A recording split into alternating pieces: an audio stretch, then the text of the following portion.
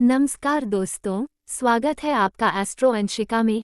आज मैं आपको वो रहस्य बताने वाली हूँ जिसे जानकर आपका दृष्टिकोण हमेशा के लिए बदल जाएगा। कहते हैं कि गरुड़ पुराण सिर्फ मृत्यु के रहस्यों को नहीं बताता, बल्कि ये महिलाओं की शक्ति, स्वभाव, बुद्धि और भाग्य से जुड़े ऐसे सत्य खोलता है जिनके बारे में आज भी बहुत कम लोग जानते हैं। और विश्वास मानिए, जो बातें आज आप सुनेंगे वो आपके मन की गहराइयों तक उतर जाएंगी। गरुड़ पुराण कहता है कि जब ईश्वर ने स्त्री की रचना की तो उन्होंने उसमें अपने 5 अनमोल गुण छिपाए: करुणा, धैर्य, बुद्धि, संवेदनशीलता और सहन शक्ति। लेकिन हर स्त्री में ये गुण अलग अलग रूपों में प्रकट होते हैं, और इन्हीं गुणों के आधार पर उसका भाग्य, उसका कर्म और उसका भविष्य तय होता है। दोस्तों, अगर आप सब चैनल पे नए हैं और ग्रह राशि मंगल दोष से परेशान है तो ये वीडियो आपके हाई लिए जिनकी शादी विवाह में रुकावट है सब दूर करने का आपे मिलेगा। तो चैनल को सब्सक्राइब जरूर करें और बेल आइकॉन को जरूर प्रेस करें ताकि मेरी अगली वीडियो का नोटिफिकेशन आप सबसे पहले पहुंचे। पहली चौंकाने वाली बात, गरुड़ पुराण कहता है कि महिला की अंतर्दृष्टि पुरुष से 16 गुना तेज होती है। यानी एक स्त्री वह बातें महसूस कर लेती है जो सामने वाला अभी समझ भी नहीं पाया होता।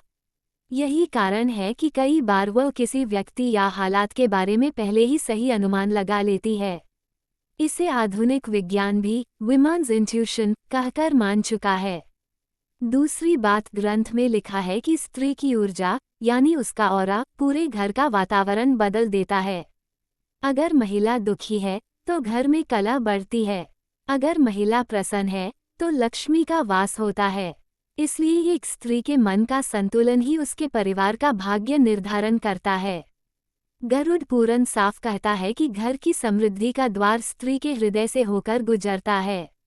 तीसरी बात, गरुड़ पुराण के अनुसार जिस स्त्री का हृदय कोमल होता है उसे स्वयं ईश्वर आशीर्वाद देते हैं। ऐसी महिला जिस भी व्यक्ति के लिए सच्चे मन से प्रार्थना करती है उसका भाग्य बदल सकता है।